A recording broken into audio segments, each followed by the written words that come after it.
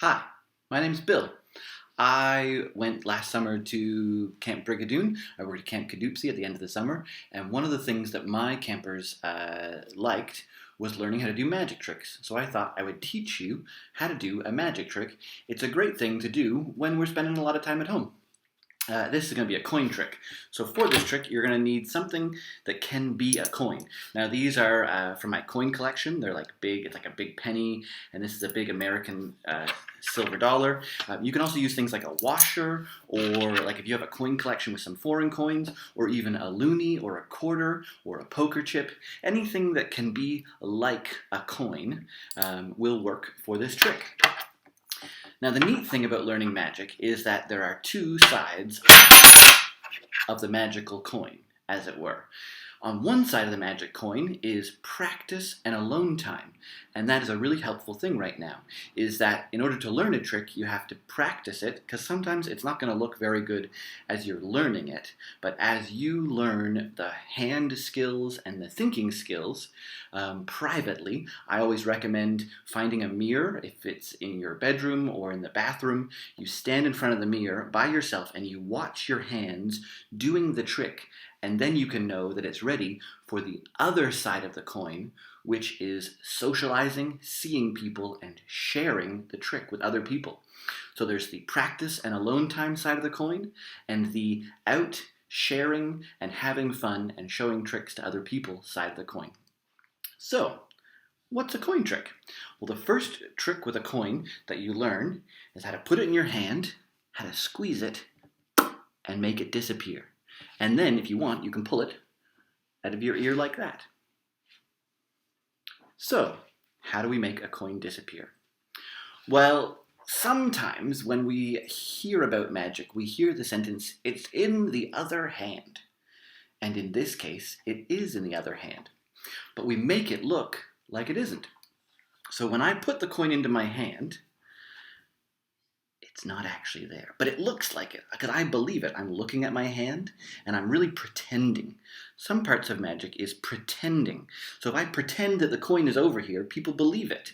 And then I make it disappear, and I can pull it out of my nose. So how does this work? Well, the first thing to do is to practice putting all of your fingers together, bending them, and having your thumb peek up over all these closed fingers like this. And then you put the coin on your thumb so that your thumb is holding it. And the first thing we practice is sliding the coin behind the fingers. My thumb is holding it, and I slide it away like that. And if I open these fingers, you can see the coin. If I make these fingers seem like they're holding something, you can think the coin is there. But if I keep them flat, even though my thumb isn't poking up like this, it's doing the job of holding the coin. People see the flat hand and think, oh, it's empty, which is what we want them to think.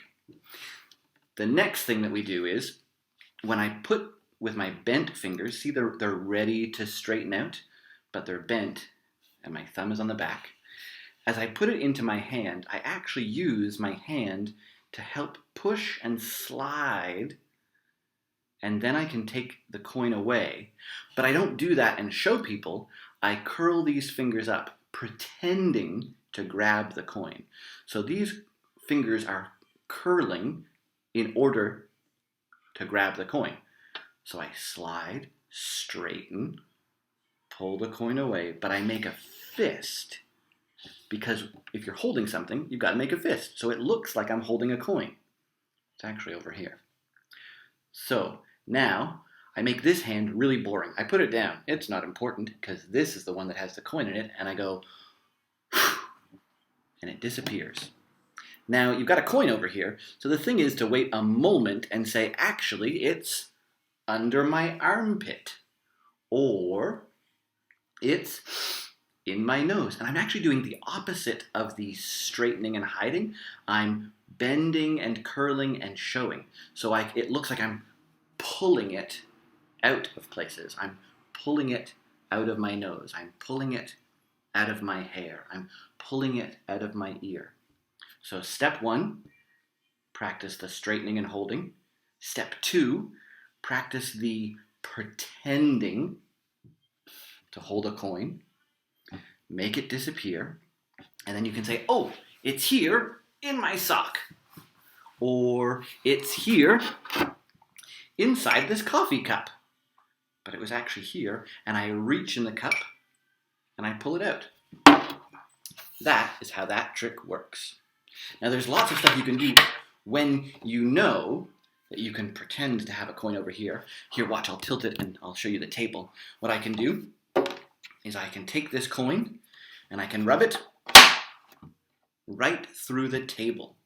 And I did that by putting it in my hand. It's over here.